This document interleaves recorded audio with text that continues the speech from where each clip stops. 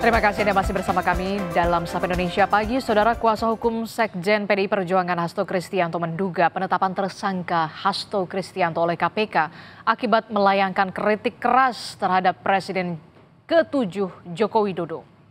Hal ini ia sampaikan dalam sidang gugatan pra-peradilan Hasto Kristianto melawan KPK pada Rabu kemarin. Kuasa hukum Hasto menilai KPK sewenang-wenang menetapkan Hasto sebagai tersangka karena tidak melalui proses penyelidikan, tapi langsung ke penyidikan. Menurut kuasa hukumnya, penetapan Hasto sebagai tersangka berhubungan dengan kritik Hasto Kristianto terhadap Presiden ke-7 Republik Indonesia, Joko Widodo.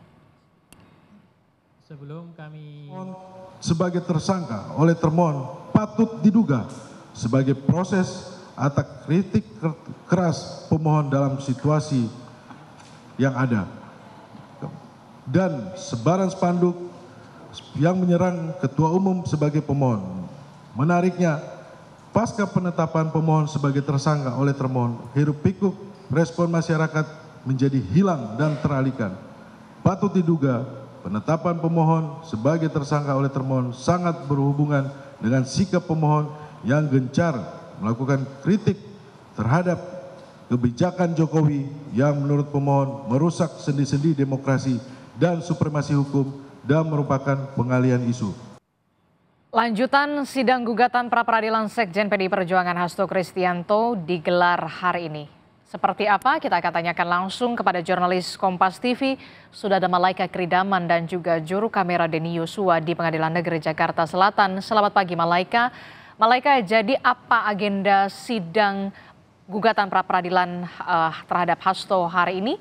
Apakah juga Hasto Kristianto dipastikan akan hadir hari ini? Malaika.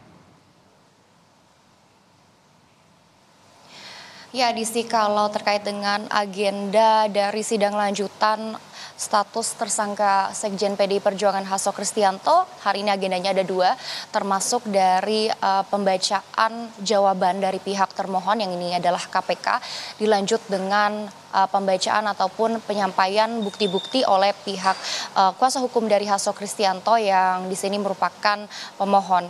Memang untuk sidang lanjutan hari ini sudah dijadwalkan akan dimulai pukul 11 siang waktu Indonesia Barat, dan kalau terkait dengan apakah Sekjen PDI Perjuangan Hasto Kristianto akan menghadiri persidangan memang masih membutuhkan konfirmasi lanjutan. Namun yang jelas kalau berdasarkan KUHP pasal 82 ayat 1 memang untuk tersangka yang di sini adalah Hasto ini tidak memiliki kewajiban untuk menghadiri persidangan pra-peradilan secara langsung.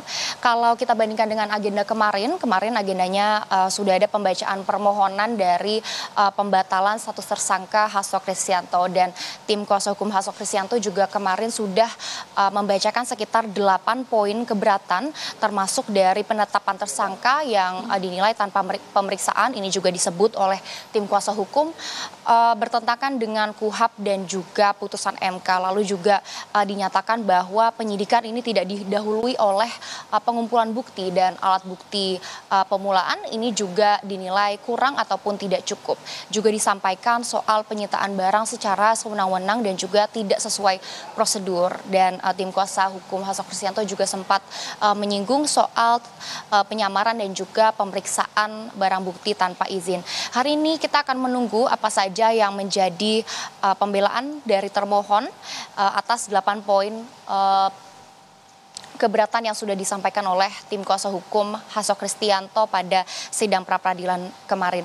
Yang menarik sebetulnya kalau terkait dengan sidang pra-peradilan ini memang waktunya cukup singkat, Adisti dan juga saudara.